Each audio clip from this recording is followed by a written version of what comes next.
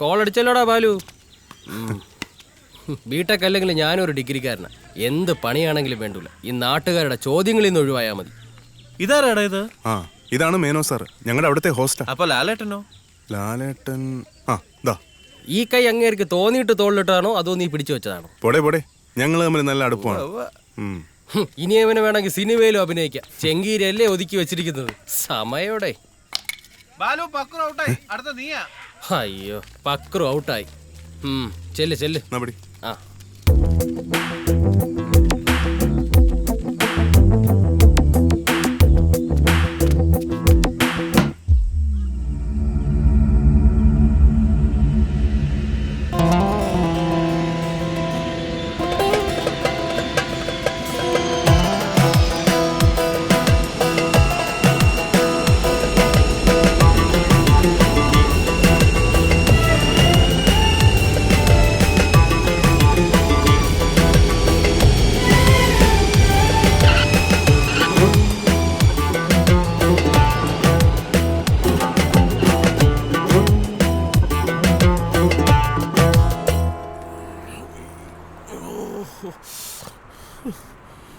നമ്മളെ വിളിക്കാൻ വരാന്ന് പറഞ്ഞ ആളെ കാണുന്നില്ലല്ലോ.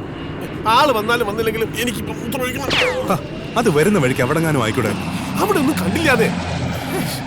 ഞാൻ ഈ കാറിനിടയിലൊന്നും ഒഴിച്ചോട്ടെ. ചതിക്കല്ലേ, നമുക്ക് വഴി ഉണ്ടാക്കാം. അയ്യോ, ബാലശങ്കർ? അതെ. ഗോവിന്ദൻ നായരല്ലേ? എങ്ങനെ മനസ്സിലായി? വേഷം കണ്ടപ്പോ മനസ്സിലായി. ഞാൻ ജോസ്മോൻ. വണ്ടി ഇതാ കിടപ്പുണ്ട്, അങ്ങോട്ട് പോവാം. വന്നാട്ടെ.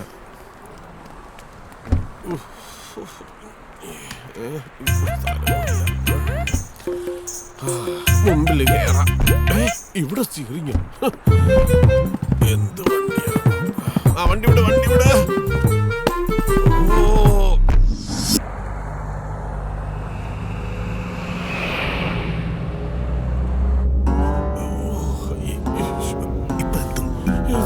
യാത്രയൊക്കെ സുഖമായിരുന്നോ?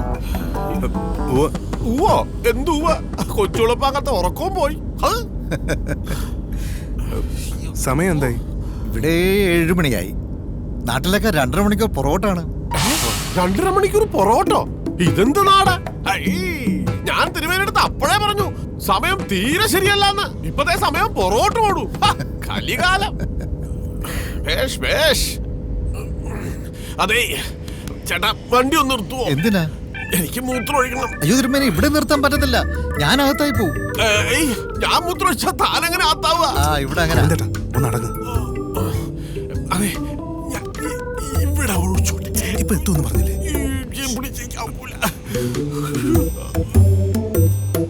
ഇപ്പൊ എത്തുവോ?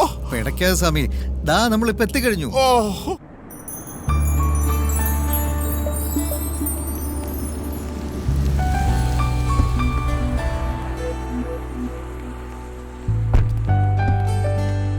നമസ്കാരം കൊച്ചു തിരുമേനി. നമസ്കാരം. ജോസ്മോൻ, ലഗേജ് ഇറക്കണ്ട. Okay sir. താമസിക്കാൻ ഒരു അപ്പാർട്ട്മെന്റ് ഏർപ്പാടാക്കിയിട്ടുണ്ട്. ആയിക്കോട്ടെ. അടുത്താണ്. ഇദ്ദേഹത്തിന്റെ പേര് മറന്നു. ഗോവിന്ദൻ നായർ.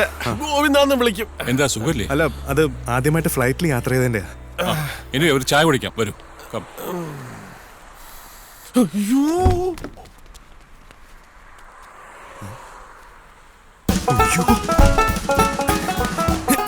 എന്തോയി കാണിക്കുന്നേ?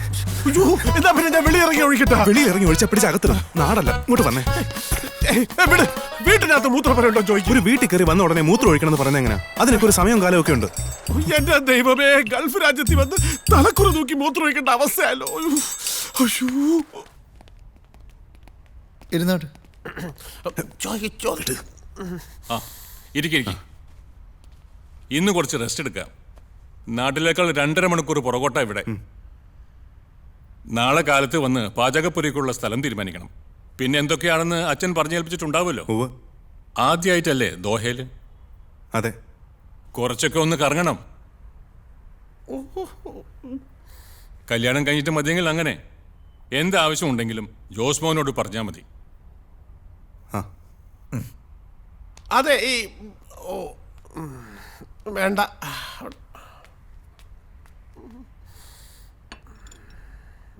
കഴിക്കൂ. വിവാഹ മംഗളാശംസകൾ. അയ്യോ, ഞാനല്ല ആള്. അയ്യോ, അല്ലേ? ഇതല്ല വധു. ജാനും അമ്മയും കൂടി പുറത്തു പോയതാ, ചില ഷോപ്പിംഗ് ഒക്കെ ആയിട്ട്. ഇപ്പൊ എത്താറായി. ഇത് ജാനുവിന്റെ ഫ്രണ്ടാ. ഇതിന്റെ അവസരം അവനോട് ചോദിക്കും. ആ പെണ്ണെന്നകത്തേക്ക് പൊക്കോട്ടെ. ആ ഞങ്ങൾ ഇത്തിരി വൈകിപ്പോയി. ഞാനിത് കൊണ്ടുവച്ചിട്ട് വരാം. ഇരിക്കെ. ജാനു, ഇവളുടെയാണ് വിവാഹം. നിനക്ക് മനസ്സിലായല്ലോ അല്ലേ? പിന്നെ അച്ഛൻ പറഞ്ഞിരുന്നല്ലോ. എനിക്ക് കുറച്ച് വെജിറ്റബിൾ ഡിഷസിന്റെ റെസിപ്പി അറിയണം. ഓലൻ, കിച്ചടി, അങ്ങനെ ചിലതിന്റെ. ഏയ്, ബാലൊരു മേൽനോട്ടത്തിന് വന്നതാ. ബിടെക് കഴിഞ്ഞു, ഇനിയൊരു ജോലി വേണം. നോക്കാമെന്ന് ജാനും പറഞ്ഞിട്ടുണ്ട്. അച്ഛൻ തിരുമേനി വരട്ടെ, എന്തൊക്കെയാ വേണ്ടെന്ന് പറഞ്ഞാൽ നോട്ട്സ് വരെ വാങ്ങിത്തരാം. നമ്മൾ ഈ വിശപ്പ് മാറാൻ പുറത്തുനിന്ന് എന്തൊക്കെയോ വാങ്ങിക്കഴിക്കും. ശരിക്കും കൂടുതൽ അറിയുമ്പോഴാ ഈ preparation is A real art. കഴിക്കാൻ എന്തെങ്കിലും എടുക്കട്ടെ? വേണ്ട. ഭക്ഷണമൊക്കെ ഫ്ലൈറ്റിൽ നിന്ന് കഴിഞ്ഞു. അതെ, കഴിച്ചു. ഫ്ലൈറ്റിലെ വെജിറ്റേറിയനൊക്കെ കണക്ക് തന്നെ. ഞാൻ വല്ലപ്പോഴും അല്ലാത്തതൊക്കെ കഴിക്കും. പുറത്തൊക്കെ പോകുമ്പോൾ അല്ലാതെ പറ്റില്ലല്ലോ. ഇല്ലത്ത് പാടില്ലെന്നേ ഉള്ളൂ. എല്ലാം ജോസ്മാൻ നോക്കിക്കോളൂ. ഇനി വല്ലതും സ്വയം വെച്ച് കഴിക്കാൻ തോന്നിയാൽ അതിനുള്ള സൗകര്യമുണ്ട്. ആയിക്കോട്ടെ, എന്നാ ഞങ്ങളങ്ങോട്ട്. Okay, take care ജോസ്മാനെ.